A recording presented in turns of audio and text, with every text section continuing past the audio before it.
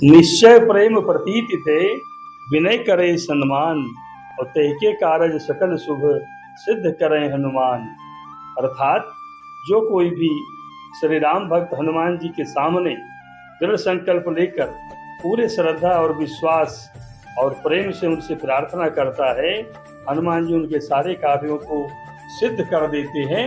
यह बजरंग बाण का दोहा मैंने आपसे कहा।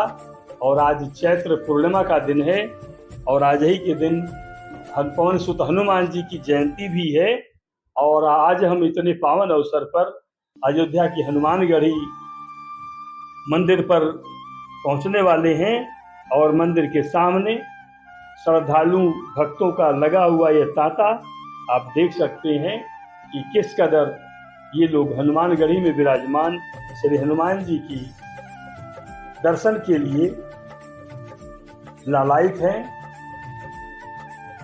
और बताता चलूं आपको कि अयोध्या धाम जंक्शन से महज 1 किलोमीटर की दूरी पर यह मंदिर है हनुमानगढ़ी, और जबकि श्री राम लला जी के मंदिर से सिर्फ 800 मीटर की दूरी पर मंदिर है। और यही मंदिर सरजू माता नदी से महज 1.5 किलोमीटर की दूरी पर स्थित है, जहां पर स्नान करके भक्त श्रद्धालु जन श्री राम लला का दर्शन करने के पूर्व हनुमानगढ़ी पहुंच करके हनुमान जी का दर्शन करना नहीं भूलते। यह देखिए हनुमान जी का दिव्य दर्शन। मनोजवम मारुत तुल्य वेगम जितेंद्रियम बुद्धिमताम वरिष्ठम वातात्मजम वानर यूथ मुख्यम श्री रामदूतम शरणम प्रपद्ये। हे पवन सुत हनुमान जी आपकी जय हो। हे शंकर सुमन आपकी जय हो। हे केसरी नंदन आपकी जय हो। हे आंजनेय पवन सुत हनुमान आपकी जय हो। इतनी धूप के बावजूद भी हनुमानगढ़ी मंदिर पर भक्तों की लगी हुई यह भीड़ बताती है कि वास्तव में भक्ति का लेवल कितना बढ़ा हुआ है। रामलला के विराजमान होने के बाद श्री रामलला और हनुमानगढ़ी के अलावा विभिन्न मंदिरों पर दर्शन करने वाले श्रद्धालुओं की संख्या में अप्रत्याशित वृद्धि हुई है। इसी तरह से आप देखेंगे कि राम की पैड़ी और सरजू नदी में स्नान करने वाले श्रद्धालुओं की संख्या में भी अपार वृद्धि हुई है। और आप सामने देख पा रहे हैं राजद्वार, जो कि रामकोट के अंतर्गत ही आता है, और इसी रामकोट के ठीक समानांतर मुश्किल से 60 मीटर की दूरी पर यह हनुमानगढ़ी पर विराजमान में भगवान श्री राम जब 11,000 वर्ष की लीला पूर्ण करके अपने धाम जाने लगे वैकुंठ, तो हनुमान जी को भी ले जाना चाहते थे। तो हनुमान जी ने पूछा, प्रभु वहाँ वैकुंठ में आपकी कथा होती है? तो भगवान ने कहा, वहाँ कथा तो नहीं होती, हम होते हैं।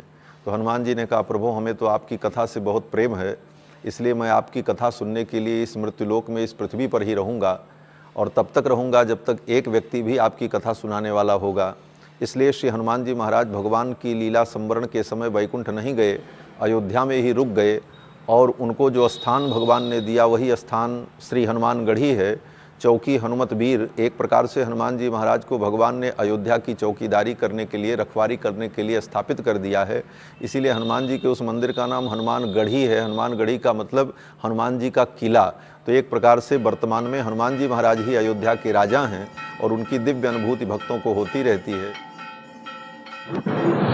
मित्रों, हनुमानगढ़ी की कहानी लगभग 300 वर्ष पुरानी है।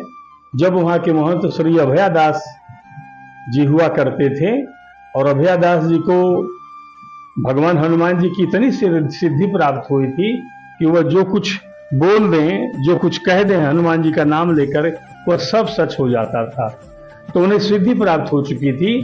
और उसी समय फैजाबाद के एक नवाब के बेटे की तबीयत खराब हुई और जो कहीं सही नहीं हो रही थी, तो किसी मंत्री के कहने पर वो अभया रामदास जी के पास आया, और अभया रामदास जी ने अपने कमंडल से थोड़ा सा जल लेकर के अभिमंत्रित करके उस बच्चे के ऊपर फूंक दिया, और उस समय तत्काल ही उनका बच्चा स्वस्थ हो गया। तो उस नवाब ने 52 बीघे की जमीन, हनुमानगढ़ी के आसपास के 52 बीघे की जमीन उनको दान दे दी, और ऊंचे टीले पर, जो कि जर्जर और टीले के रूप में हनुमान टीला नाम से वहाँ पे स्थिति थी अभय रामदास जी के नेतृत्व में हनुमान टीले पर ही हनुमानगढ़ी की स्थापना की गई और हनुमान जी को विराजमान किया गया और अगल बगल बढ़िया सुंदर मंदिर और निवास स्थान बनाए गए और हनुमान जी यहीं पर विराजमान होकर के सारे अयोध्या की रक्षा करते हैं, सारे संसार की रक्षा करते हैं। हनुमान जी के जीवन से हमको यह शिक्षा मिलती है कि भक्ति से ही ज्ञान और बुद्धि प्राप्त हो सकती है। हालांकि हनुमान जी बुद्धि में भी अग्रणी हैं, ज्ञान में भी अग्रणी हैं, लेकिन अगर उनके सारे गुणों का अलग अलग वर्णन किया जाए तो भक्त प्रधान विशेषता उनकी है। वो खुद भी प्रसन्न रहते हैं यह बात कह करके और इस बात को सुन करके कि वे भक्त हैं, वे राम जी के भक्त हैं, राम जी के परम भक्त के रूप में सुन करके उनको अपार प्रसन्नता होती है। बोलिए सियावर रामचंद्र की जय, अब बोलिए पवन सुत हनुमान की जय। और आज चैत्र पूर्णिमा के अवसर पर हम सारे भक्त लोग मिल करके हनुमान जी का सादर वंदन करते हैं।